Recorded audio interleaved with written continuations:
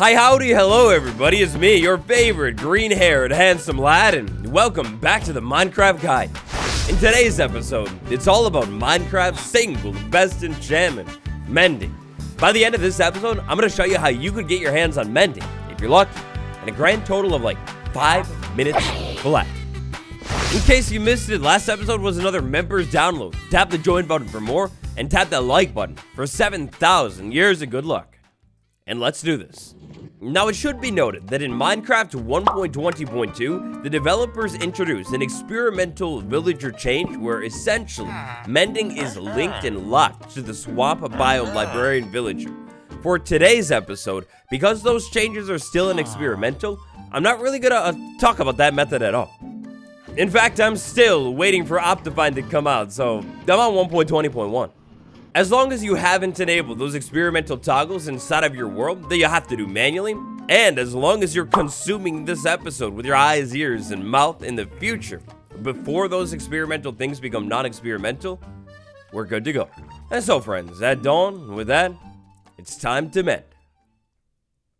The precursor project to our big mending project today is, first things first, we're gonna need to pick a location where we want to move a brand new mending villager.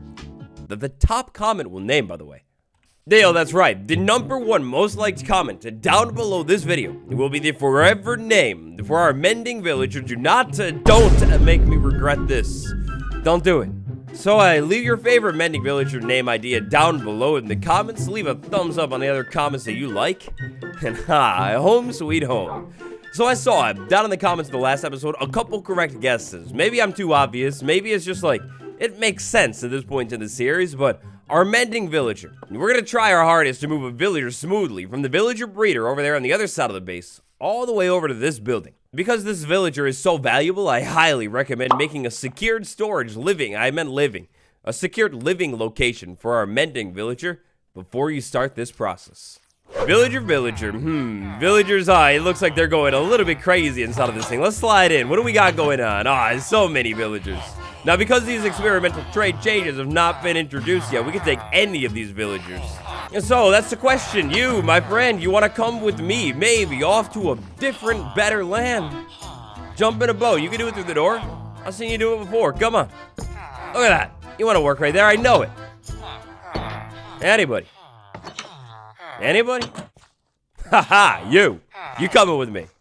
Now moving this villager across the base is an action that I've been dreading the entire episode so far. Yeah, that's right.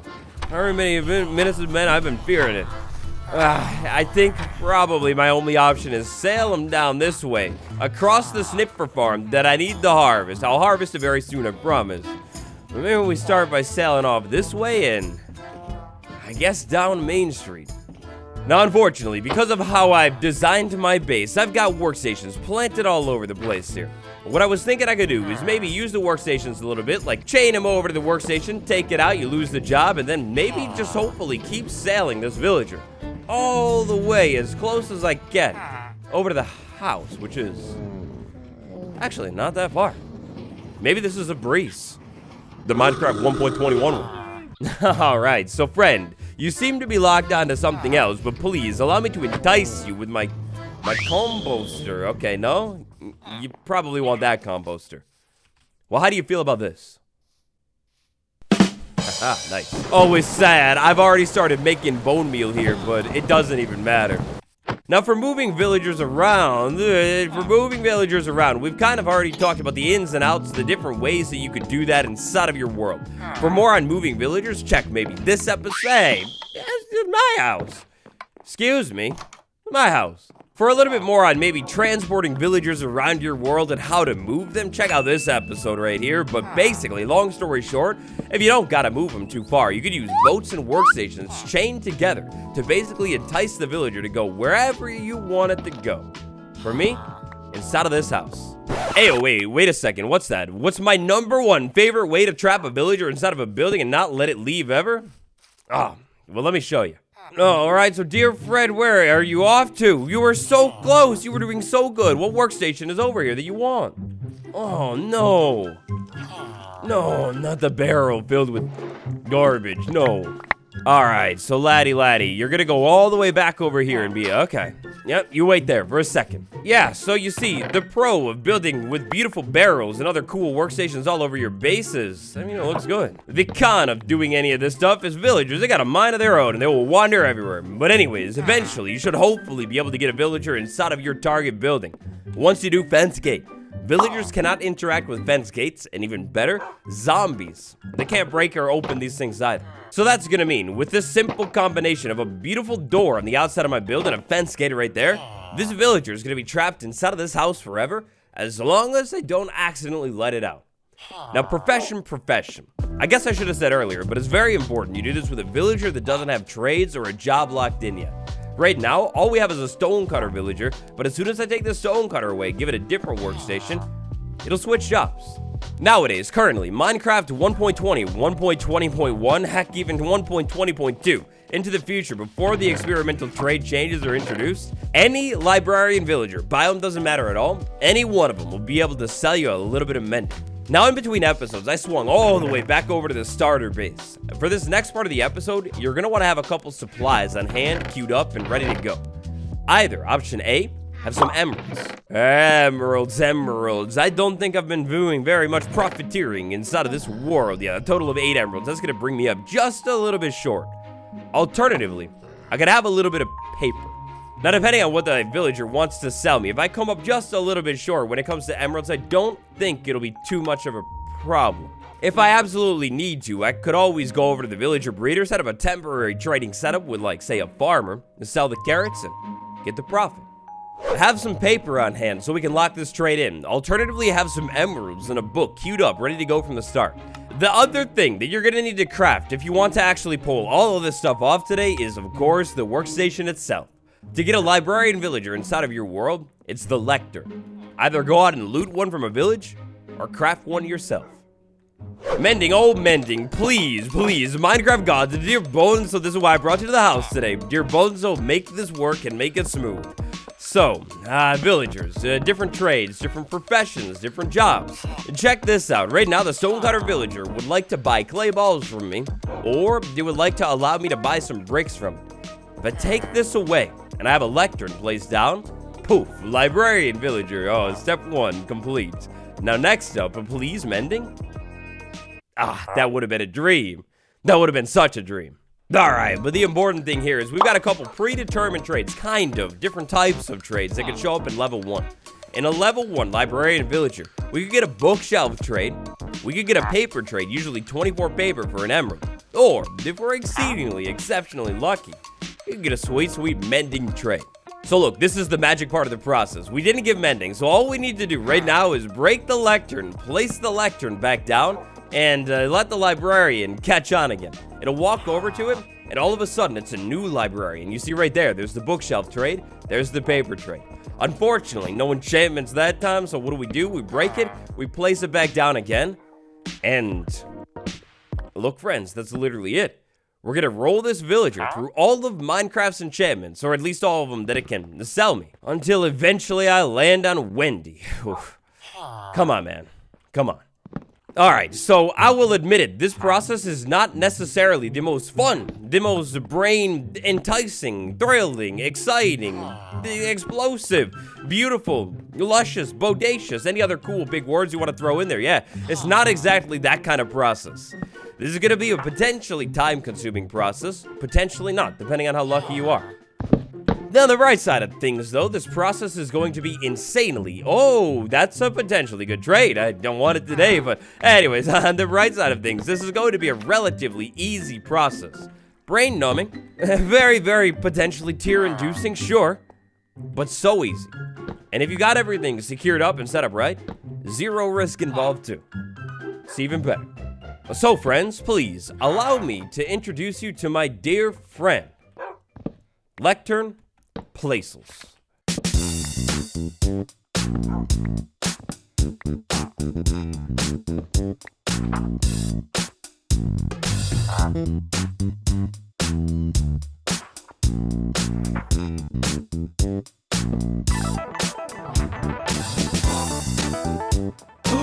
Aha! Mending! Less than one Minecraft day later, like I didn't even need to sleep or nothing like that, and we got ourselves a beautiful mending lad. However, check out this. This is the price of mending right here. 26 emeralds. In the grand scheme of things, once I have an emerald operation going, 26 really isn't the worst thing in the world. But this price could actually be a whole lot lower. You see, looking at the mathematics here. I'm sorry to do this to you lads, I really am, but sliding over to the math classroom and... Okay, I won't do that again. That's a terrible noise. Let's say we had a number, but this number is a letter for no good reason at all. It's X. And that number, X, it represents the lowest possible price for a level 1 trade. The lowest possible price for any level 1 trade inside of Minecraft right now is going to be 5 emeralds. So on breaking 1, you could find that for 5 emeralds and a book. Mending. Mending is kind of like a level 1 enchantment, but here's the thing. Mending is also a treasure enchantment. For any treasure enchantments, we're going to have to actually go ahead and multiply the default price, the base, by 2. That's going to mean the cheapest mending book that you can find without any zombie discounts is a total of 10 emeralds. So that's going to mean our villager over here is about half as good as I would ideally like to get it. Now look, I'm a man of compromise today. I'm not necessarily looking for exactly specifically 10 emeralds, but if I could get this trade into anywhere in the teens, that would be okay with me. Of course, if I can get 10, I will not complain. I will take it, of course, but anywhere below 20, that's funny how that worked out, huh? Maybe anywhere below 12. That would have been so cool. 14, I was a little off. So mending, earlier out of the episode, I said you could get it in a total of 5 minutes. Well, it's all depending on luck. If you grab your librarian villager, place the lectern down, and boom, right away you just get mending, well then there you go. You did it really, really quick. Other times, unfortunately, this process, because it is all random, it could end up taking like quite a bit of time. It's totally up to, I guess, your villager.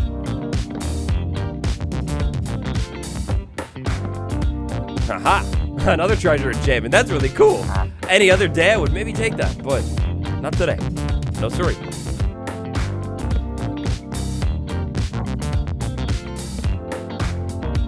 Now, at a certain point in your Minecraft day, your villager will simply refuse to work. That's all due to its day-night cycle. After a certain point, like in the evening, the villager will stop claiming the lectern job, and basically at this point, all that you can do is wait until the next daytime. There's nothing you can do until then.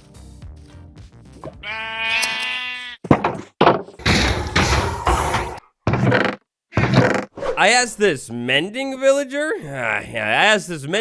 what color bed it wanted to have, and it said yellow, so yellow bed it is. Day number 2, let's go.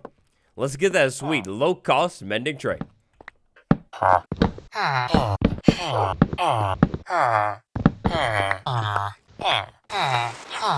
1 minute, 37 seconds later. Aha! Aha! You give it a little bit of time, and just like that, mending, sweet, sweet mending. I'm in 14 emeralds instead of 10. It's not bad. That's a negotiable price. I could take that price. I think that's fine. Except, problem. So check this out. Right now I have a total of 8 emeralds total. That's not exactly ideal. Ideally here, I would have all of the materials on hand so I could lock this trade in. You see, as soon as I trade with this librarian, the trades are locked in, set, good forever. If I, say, like, walked away and came back, and for some reason the villager lost his job and regained it back, well, basically, the trades could be reset. So that's why you want to have, like, paper or extra emeralds on hand from the start. So listen, villager, I'm watching you. You better behave yourself. Don't forget the job. Keep it locked in and tight and good. Just for like 5 minutes. I need to go get some more emeralds. Emeralds. Probably the easiest and quickest way to get my hands on a little bit of emeralds is by selling some of my sweet, sweet profits. I was thinking maybe carrots. I don't need those so much. Villager, who, my friend, wants to do the job today? You're gonna go ahead and just magically get right through this door. Somebody, look, workstation. Somebody take the job. Yeah, you. Perfect. Oh, no way, and you're already golden. If I do this right here, you're gonna be left out to the elements. That's so dangerous. Might be a little bit of a long shot. Might regret this one, but is there any way that I could get you, dear sir, to just walk right up that hill? Oh, you will. All right, so here's what I'm thinking. In my whirlwind of quick brain, big brain thinking, what I could do is make a small dirt hut over here in the land, and I won't forget about this villager, I promise. I'll give him a house later. If I put this workstation right there, and you could come all the way back over here, sir. All right, look, laddie, it's all on you. I need you to hurry up a little bit and come back over to your job. Wait a second, where in the world are you going, dude? Like, what are you doing? Where are you going? Huh?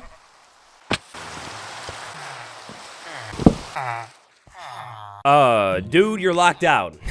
You're locked out. They don't want you in there. It's time for you to work. Get your way back over to the workstation. All right, so look, here's what I was thinking. We're gonna put you in the boat and we're gonna sail you all the way over to where I want you to be, which is gonna be inside of that building. I'm gonna take this workstation away. You're gonna wanna work on that composter right there. And you're not gonna have an option. With an iron door slapped on this boy securely, you're trapped inside of this thing forever. Now all I need to do is keep re-rolling your trade over until I see the carrot trade of my dreams. I said the carrot trade of my dreams. Alright, well, it's not too hard. It's not that difficult. We just roll it over until we see the carrot trade of my dreams. Then all I need to do to get quick and easy. Oh, that's our first trade too? No way. I wish it was with the mending one and not you. You're a little despicable. Bad behavior and all, but yeah, all I need to do to get all of the emeralds that I need, this is more than enough right now, is trade with you, good friend, a couple times. Thank you so much. Yeah, and to make sure you live a nice and comfortable life until I'm back, I promise I'll be back really, really soon. You are so safe now. Oh, Mending Villager, please, please, have a cooperated. I'm so desperate here. Cooperation? I got so nervous at first, but here we go. The mending trade that we always wanted and needed. 14 emeralds. It could only be 4 emeralds cheaper. Oh boy, it could be like double, triple the price. Thank you so much. Thank you so much. I love you. You're literally the best. This mending. A mending villager. Quick and easy. Now, look, this wasn't initially the original plan today. I did not plan on taking all of the carrots I've worked so hard to collect. I really wasn't gonna gather all of these carrots, walk over to this villager, and decide to sell them all over to him for even more emeralds, but now that you say so. And just like that, your trade is locked for the day. Ah, darn. It's too bad I'm basically out. Oh, wait, never mind. Haha, now I am. So look here, this operation, this situation, we're gonna have to beef it up very, very soon here with a little bit of an emerald machine, because right now, obviously, it's a little bit of a tedious system, not exactly ideal. Also, unfortunately, I just don't have enough emerald supply to be able to buy mending for every single piece of armor. Let's take a break and talk about mending. Over here at the base, thanks to the Iron Air Fryer 7000, anvil, it's not a problem. Also, thanks to some other supplies that I grabbed, the E-chest is not a problem as well. So inside of the ender chest, I've got an old ancient pickaxe. I miss it. I wish I could be able to use it.